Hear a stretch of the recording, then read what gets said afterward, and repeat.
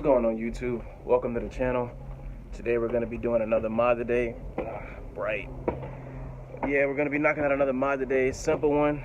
Good day for construction. Good day for mods.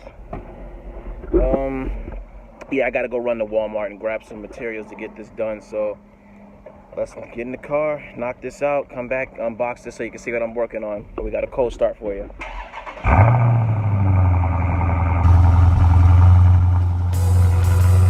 Better than that.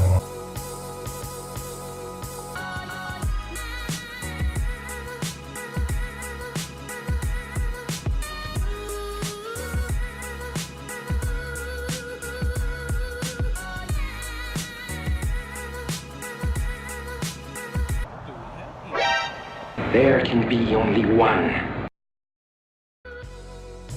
And we are here. I don't know if you guys remember that commercial that used to be out. Gotta go to Lowe's. Gotta go to Lowe's, yeah. Gotta go to Lowe's, oh yeah.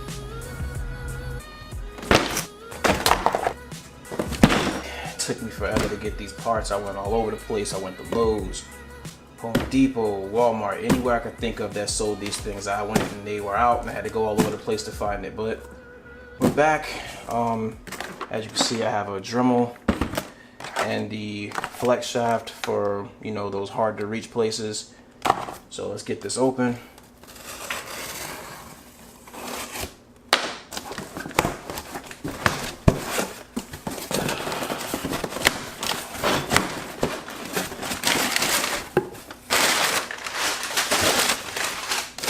All right, you guys can't tell, this is indeed the Legmaker's true CAI, the fender mounted one. Comes with all the necessary pieces. Got the clamps, I got the little breather, the IET system, the IET extension. This is pretty well packaged.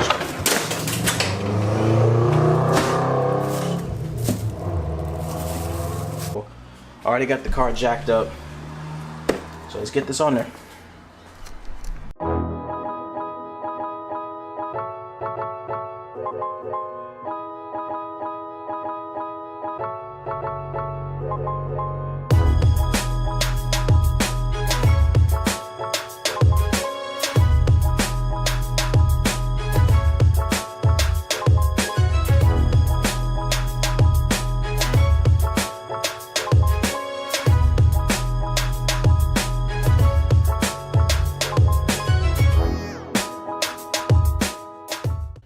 Now with this factory box off, you're gonna notice if you look straight down that you can actually see the floor. Well, the belly pan is blocking that, but once that's removed, you can actually see the ground.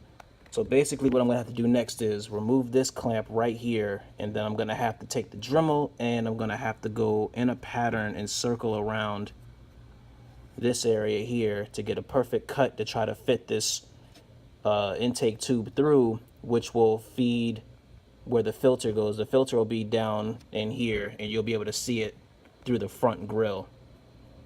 So that'll be the hardest thing I have to do. So now that I have these pieces off, you might want to cover up your throttle body. So grab like some painter's tape and some newspaper and cover up all these parts. What we do here is go back.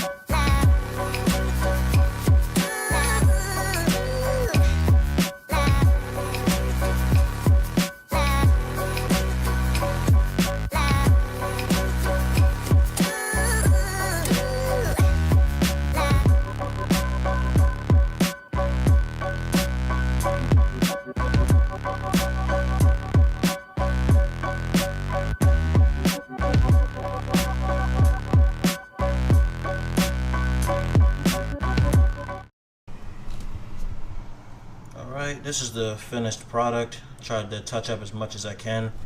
So I already used a little shop vac and got most of the debris out of here. So now I have to go underneath and remove this little duct right here, and then I'll be able to slide the filter on through. It's a lot of cutting, a lot of test fitting, and a lot of cutting, so be mindful of that before you start this project. Also have a little hose that comes with the actual kit, so I have to apply a little bit of heat to it to make it more easier to work with, so I can fold it along these lines. Alright, once you slide the bottom portion of the belly pan off, then you're gonna need to remove this right here. This is the brake duct that your intake and your filter will be feeding through underneath. So you'll need to remove this. So you're gonna have to remove this little rivet right here, and then you'll be able to just, I believe there's one on top as well, but you can barely see it, so you can just pull down on this and it should release. But once you pull down, try not to pull too hard, because there's a clip that you're gonna have to remove that'll be for the fog lights. So don't pull too hard, but this does come off in one piece. So I'll be back when I pull this off. Alright, once you get everything fitted out, I still have to trim up this this rubber over here, but once I'm finished with that, I already installed the actual filter onto the tube, the carbon fiber tube. It's in there, I don't know if you can see it. But yeah, you're gonna slide the tube up through the bottom, and then you're gonna have to have your intake sensor adapter, because it's not gonna reach all the way down here for this right here. So let me set that up, and then get these rubber hoses put on, and then we'll get everything fitted back up and we'll get it started to see how it sounds. Alright, this is the finished product. I'm gonna just wipe it down and clean up, make sure that I got everything I need to get out of there. I still have to finish this up, but I'm gonna start the car and see how it goes. Everything's back in order, belly pan is good to go. The breather hose has been shortened, and I put this little breather filter on there. Overall, this install is not hard. It's just whether you're ballsy enough to cut into your car. So let's get this started and I'll see how this works.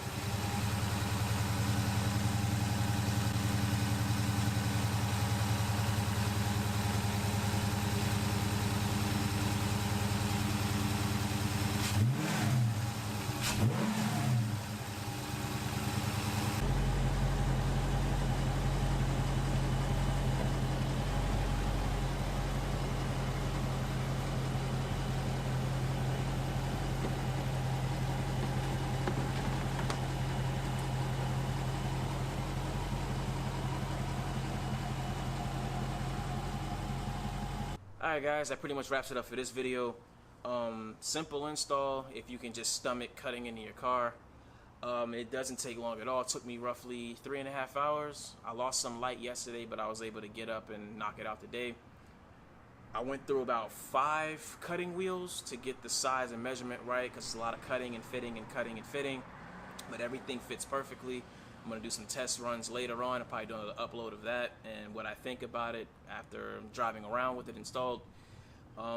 Remember, I didn't mention it, but whatever you do to one side, you have to do to the other. For example, if you're taking rivets to remove the brake duct off of this side, there are some rivets on this side you'll have to remove as well in order to have the whole belly pan slide off in one piece.